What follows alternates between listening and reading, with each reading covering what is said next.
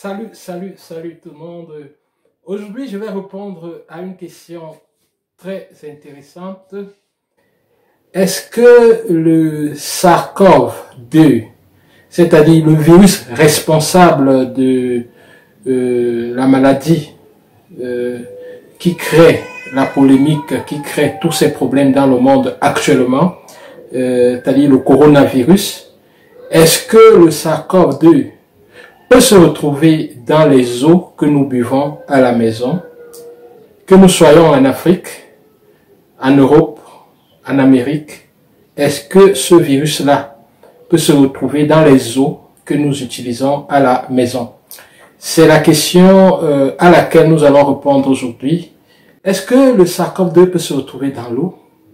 En fait, l'alerte a été donnée récemment à Paris, parce que sur les eaux non potables de la ville de Paris, il y a eu 27 points de prélèvement où les analyses ont été faites, et dans 4 points de prélèvement, on a retrouvé les traces du virus.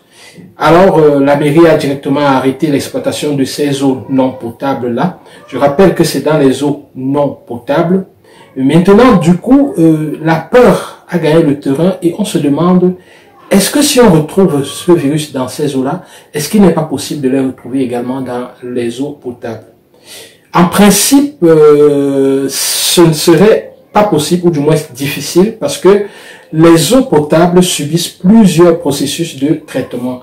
Et les virus sont très sensibles au chlore, ce qui fait que lorsque, après le traitement des eaux, on met des solutions chlorées qui accompagnent les eaux pour pallier aux pollutions qui peuvent subvenir dans les voies de conduite jusqu'au domicile, ce qui fait que avec ce chlore-là, il détruit permanemment les virus qui peuvent se trouver dans l'eau. C'est la raison pour laquelle il est difficile que le virus se retrouve dans les eaux potables que nous avons à la maison. Mais par contre, il y a un hic, c'est que du moins en Afrique, tous les domiciles, et au Cameroun particulièrement aussi, tous les domiciles n'utilisent pas toujours l'eau de conduit qui vient de la mairie ou de la société des eaux, ce qui est ce qu'on appelle Camwater au Cameroun.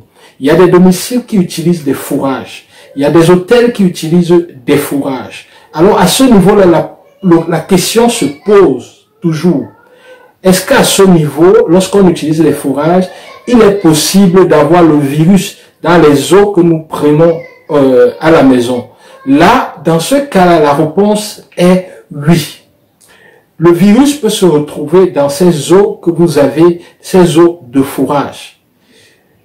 Il est possible que vous ayez le virus dans ces eaux-là. Maintenant, avec les conditions environnementales de la ville de Douala ou de Yaoundé, est-ce que on peut trouver les traces de virus dans ces eaux-là? Théoriquement, c'est possible.